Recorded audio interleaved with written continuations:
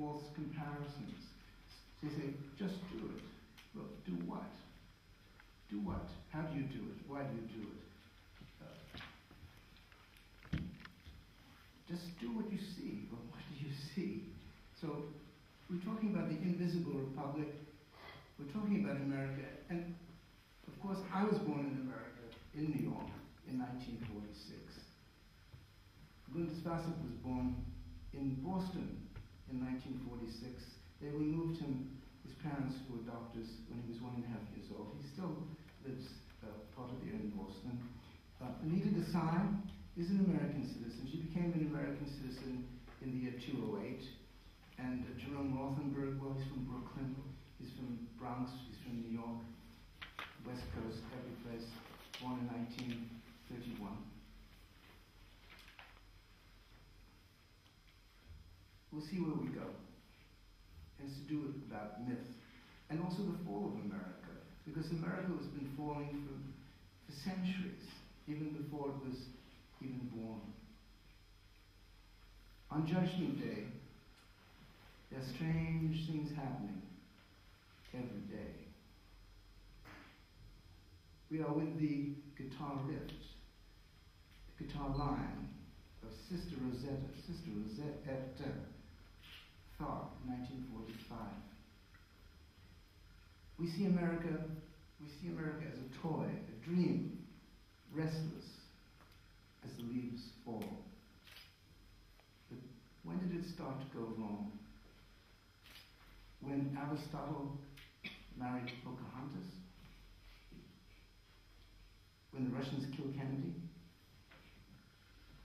Watergate, Iraq, Black Friday, 1929. When did it start to go wrong? If it went wrong. Immanuel Kant said, from the crooked timber of humanity, nothing straight was ever made. Okay. So it went wrong for Immanuel. Now, everything can be destroyed except myth. So America also exists as a very great myth. This myth, it can't be destroyed. It's indestructible. But many elements can be destroyed. And when we're talking about only the future exists, this festival, this very sort of ominous feeling to the future. It used to be bright, sunny side up. Okay, it's rather gray. People fear the future. There are no more robots doing the housework. We fear the future. And it's being manipulated in a very stark way. And we'll talk about it if we can. Well, we're talking about the fall of America. When did this happen? Okay. We go from the personal to the impersonal to the personal. In the personal sense, for me, the fall of America is when the Brooklyn Dodgers left Ebbets Field in 1957. After the 1957 season, they moved to Los Angeles. It's the fall of America. Why? Because the great culture of Brooklyn was broken. It was betrayed by politics and business. Everyone loved the Dodgers. They were Brooklyn. They moved to the West Coast in 1957. And they took the Giants and the polo grounds with them. Well, I was a child, not so much of a child. It was a big disappointment. Don DeLillo was on his knees when the Giants went to San Francisco. The Yankees remained. When did the fall of America occur to you? Well, let me correct a little some of what you said.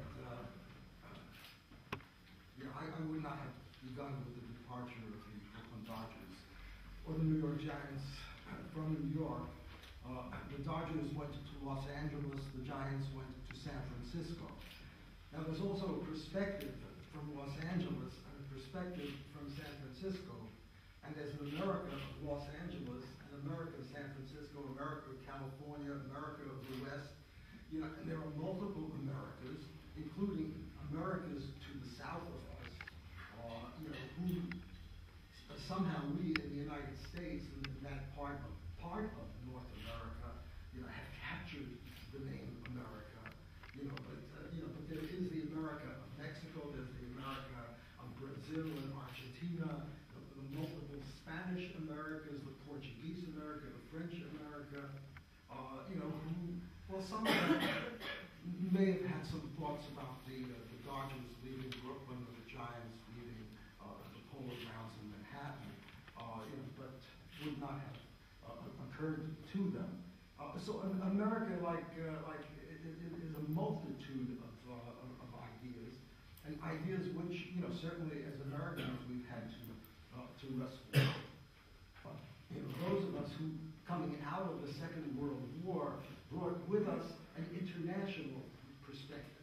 Not to be trapped even into that beautiful America of myth, of Blake's America, prophecy, of Walt Whitman, but not to be trapped into a phony, a fraudulent nationalism, so that when I, with another poet, George Quasha, put together a book in the early 1970s called America, a Prophecy, a title taken from William Blake, it was to explore what the American prophecy was about. And Blake wasn't writing the United States of prophecy, but America, the whole, from a European perspective, the new world opening up. Mythically, what did that mean for a new world, to open up? And at the same time, we must not let ourselves be carried away, by the glories of America, to neglect, the repression and the genocide that went along with it. So we carried with us the words, all men are created equal, when in the course of human. All men are created equal, written by men in a country where women didn't vote, in a country where an African slave was a slave and only 2/3 of a person. That was part of the America. Yeah, but you came into America in the sense, as an immigrant, your family, and you brought great translations from the German, Paul Celan, 1959, published by City Lights. But you also brought Europe. You brought old Europe, in 1931. Well, that was the other book by Blake. It was called Europe, a Prophecy. So we stand on the shoulders of others who have come before us, and accept those as our forerunners. And being echoed, being repeated strangely today in Afghanistan, in what we take to be something completely at odds with what America is, and yet it's always been at odds, and yet it's always happened, that in those wars against the Indians, the genitals of women could be cut out and used as baseballs. And there are descriptions of that by American, North American, United States witnesses to the events that happened there. But we push that out. I mean, that's a history, not to be discussed. So America is very tough. Your beginnings in America, because before becoming an American citizen, you taught at MIT creating Harvard. What brought you to America, and why did you really stay? What brought me to America, what brings most immigrants to America, it is to make a living.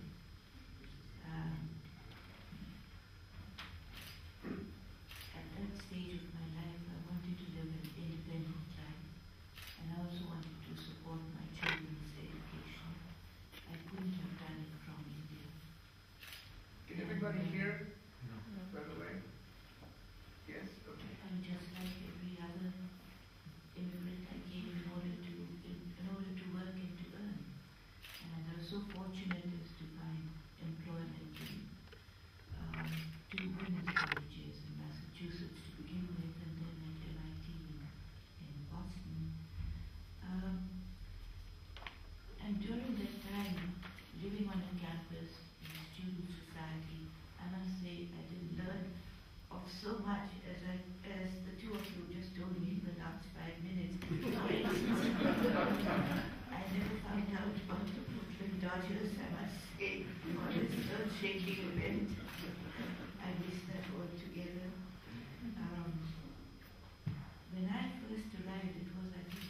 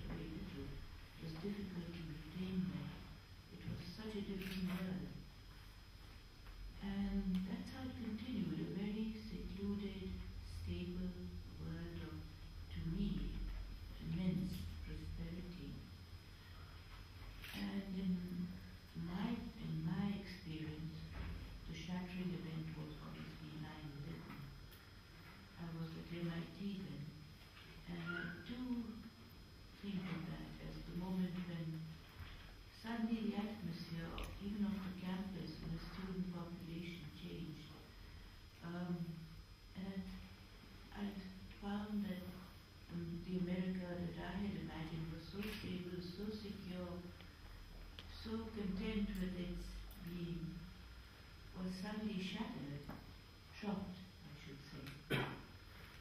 And that shock had wave upon wave of effect, really. But it was hard to be, but sympathy, of course, sympathy did go to everybody who died in Little River Berlin. But it was hard to be sympathetic in the sense that I could remember so much trauma elsewhere in my Indian life, the trauma of partition of India and Pakistan, millions dying and losing homes. In my mother's life, the Second World War and her country, Germany, being broken to bits by that. And I thought, well, it's come to America now and everyone's very shocked. Somehow everyone had thought they lived in a complete protected world under a glass globe and it fell to pieces at that time. And I think that the effects can still be felt of that. Although America quickly scrambled together, all its resources together, and managed once again to shift the arena of war elsewhere. So it never came into America. I mean, for me, the U.S., my first sort of conscious myth, personal myth of the U.S. was when I was about 11 years old, and I was thinking of the U.S.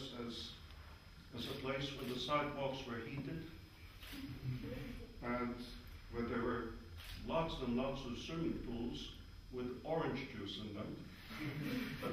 That's California. That's not the U.S. Miami Beach. Miami Beach. I don't know, it was too amorphous for me to be any specific location except the New Jerusalem. And there were blonde girls whom I could kiss at the age of 11. And I've seen some older ones on Hollywood films. Anyway, but that was my New Jerusalem, as it really had been in the 19th and 18th centuries, when masses of people went there, free lands, free jobs, away from religious persecution, to set up their own religious theocracies, perhaps, and persecute the others, Salem, Arthur Miller, witch hunts, but still, it was the New Jerusalem that challenged the Catholic Church. America is almost a religion unto itself. It challenged the Soviet Union later on, because it was the New Jerusalem. Stalin was so, which also Stalin thought might be the New Jerusalem, but he was so envious of the U.S. He drank Californian wine. He had imported Californian wine he would drink. And before that, they almost had California. You didn't mention that, by the way. Not only did the Russians sell Alaska, but they came down as San Francisco was a Russian town at one point. And funnily enough, of course, this New Jerusalem is a unique nation state. Most of it was not really fought for.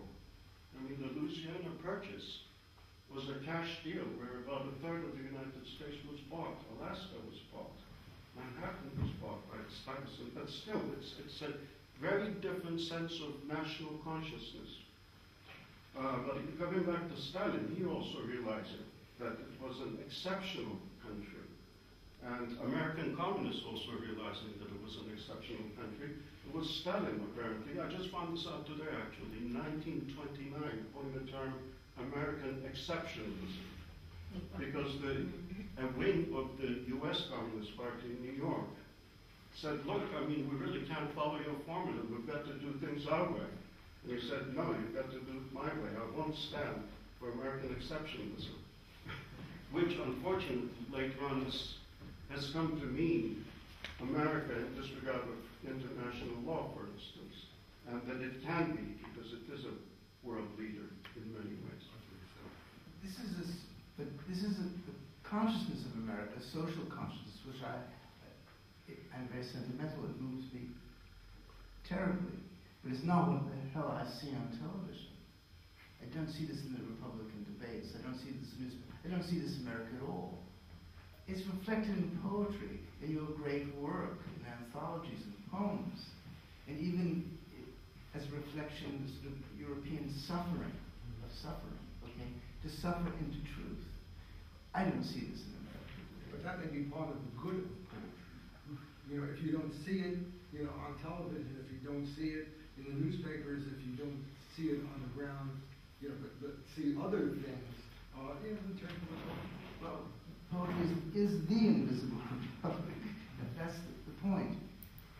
To discover, from Heidegger, he stole this from the Greeks, of course. He was a terrible poet, but a very good philosopher of poetry. The unconcealment of truth. The unconcealment of truth. He talked about this. Who is hidden? It takes time for a nation to lose its innocence.